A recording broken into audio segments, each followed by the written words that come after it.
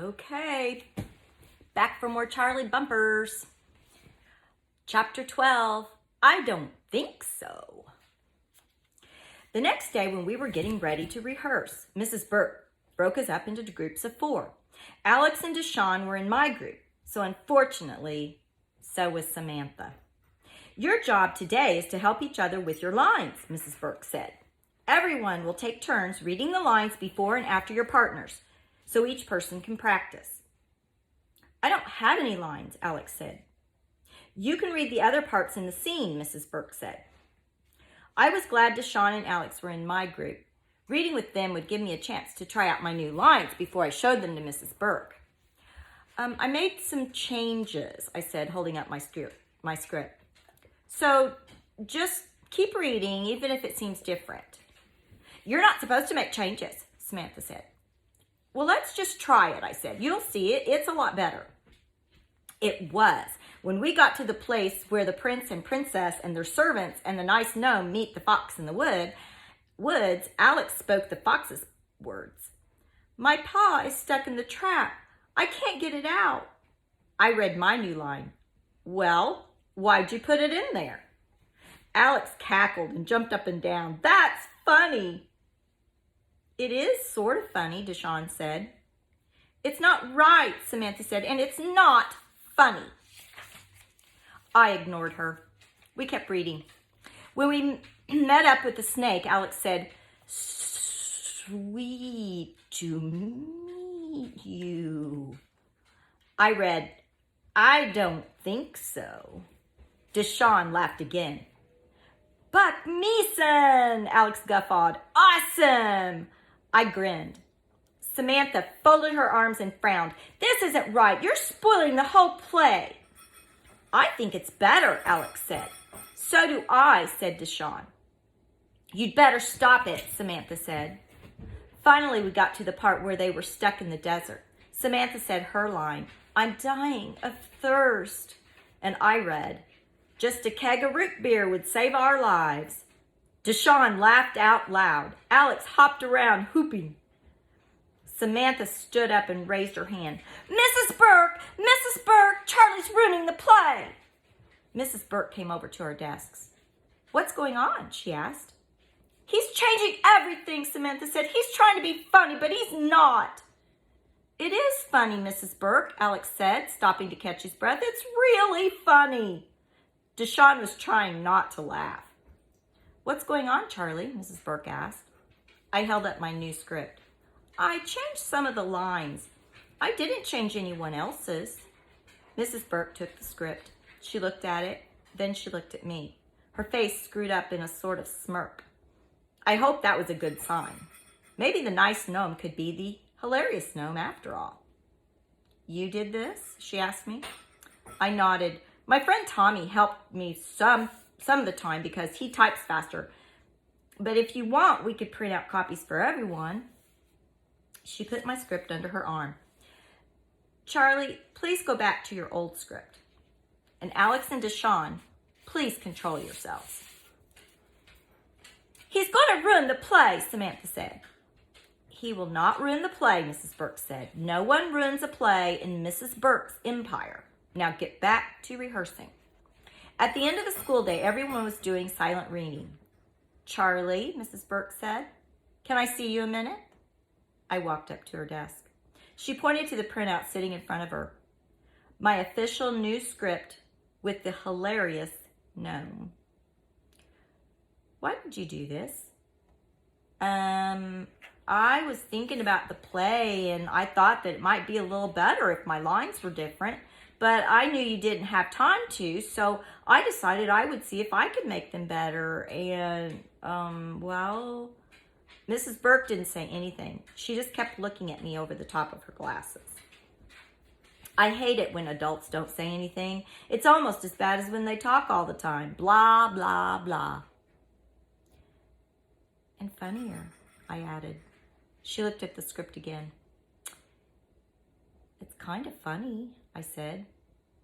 Yes, it is, she said. You did a lot of hard work on this. Uh-huh.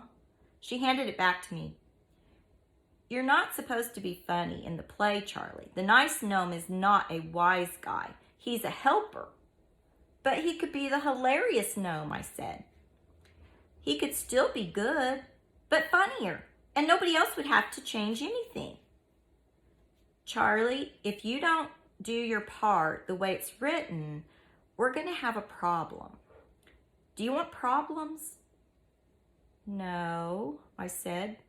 Good. Neither do I. Boogers. Chapter 13, Gnome Pants. Sunday afternoon, I was finishing my homework in the kitchen, labeling continents and oceans on a map.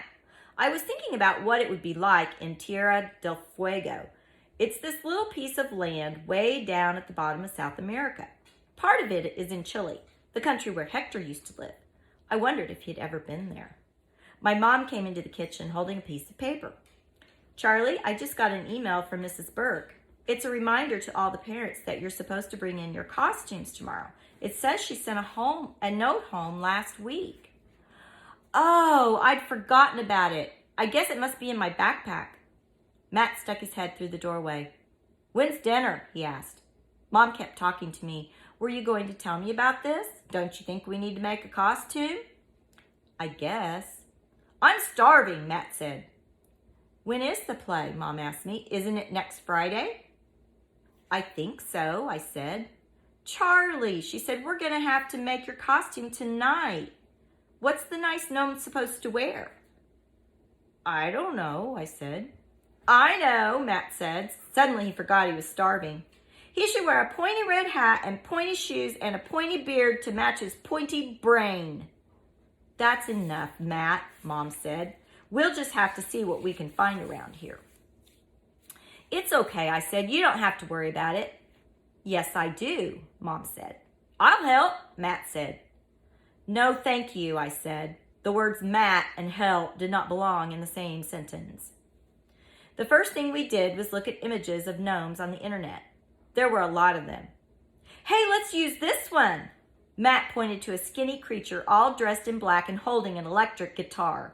The nasty gnome. That's what it looks like.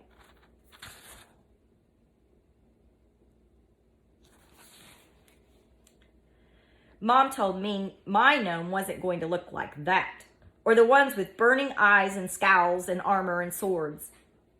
I like these, she said, pointing to the ones with blue shirts, white beards, and red pointy hats. Just what I was afraid of.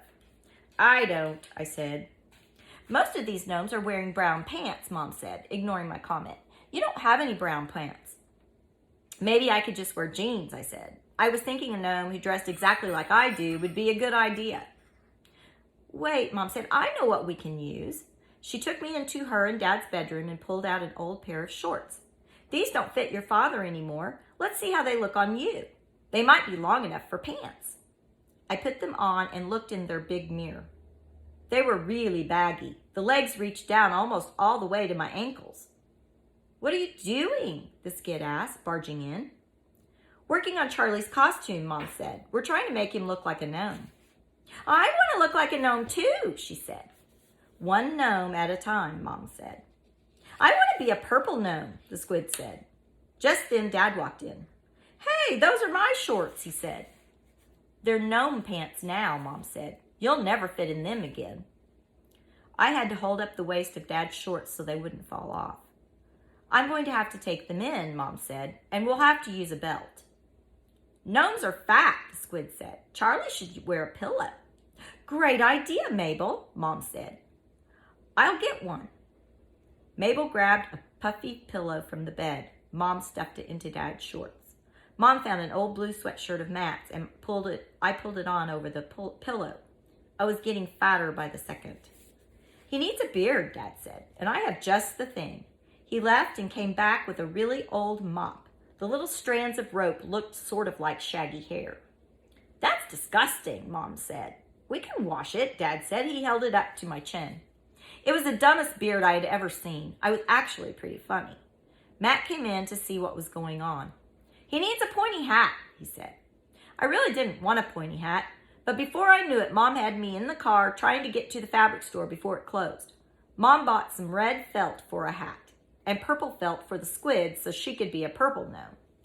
After dinner, Mom got out her sewing machine and sewed the hat. I put everything on except the beard. Go look in the mirror, Mom said. It's fantastic. They all followed me into the hall and I stood in front of the long mirror. I held the mop up to my face. When Ginger saw me, she growled and took a step back. Ginger didn't like gnomes. You know, Charlie, Matt said, I almost feel sorry for you. How come? I asked. 'Cause someone's going to bust you about that dorky hat and baggy pants. No, they won't, I shouted. Stop it. Cut it out, both of you, Dad said. He made Matt apologize, and I said it was okay. But it wasn't. What Matt said made me wonder if someone would give me a hard time. A lot of people would see the play. On Friday afternoon, our class would be on the stage at the monthly all-school meeting in the gym. We were going to dress up and talk about the play and ask people to come that night. I would have to wear my costume and say I was the nice gnome in front of everyone. There were fifth graders like Larry Ledoux who would probably make fun of anything a fourth grader did. And there was Darren Thompson. He wasn't in my class this year, but he made fun of me and the other kids all the time. And there were always 3 or 4 other boys who agreed with whatever Darren said because he was big and it seemed like a good idea to agree with him. He hadn't given me a wedgie this year, but he still might. And then there was Tracy Hazlitt. She was in Mrs. L's class with Tommy and Darren. I didn't think she would tease me, but I was afraid she might laugh at me. And I really didn't want Tracy Hazlitt to laugh at me unless I was saying something funny. Because, well, I kind of liked her. I don't want to talk about that anymore. Except I was pretty sure Tracy might laugh at a fat, nice gnome with baggy shorts and a pointy red hat and a mop for a beard. That's what he looked like.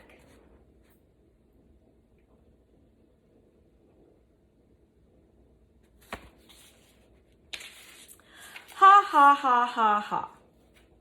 Dad took the mop so he could cut the stringy part off the handle and finish the beard, and Matt went to do his homework. I followed my brother into his room. Matt? What? I don't want to be the nice gnome. I don't want everyone to think I'm this goody-goody doofus or something like that. I hate this part, but I don't know how to get out of it. I tried to trade parts with someone, and then I tried changing the lines so they were better. But Mrs. Burke said no to everything. Matt leaned back in his chair and stared at the ceiling. I could tell he was thinking. Did you try messing up? He asked. What do you mean? Well, if you mess up your part really badly, then maybe she'll have to find someone else to do it. I thought about that. Mrs. Burke gets mad at people who don't do their lines. What if she just kicks me out of the play? Matt shrugged. She'd have to give you some part. Everybody always has a part in her plays. Do you really think it'll work? She could get mad. Desperate times call for desperate measures. I don't know, I said. Matt was pretty smart, but I still wasn't sure. Well, if it doesn't work, you're going to have to wear that dorky hat and gnome shoes. I don't want gnome shoes, I moaned. I don't want to be a gnome. Matt grinned. Well, you are a gnome, and you need gnome shoes.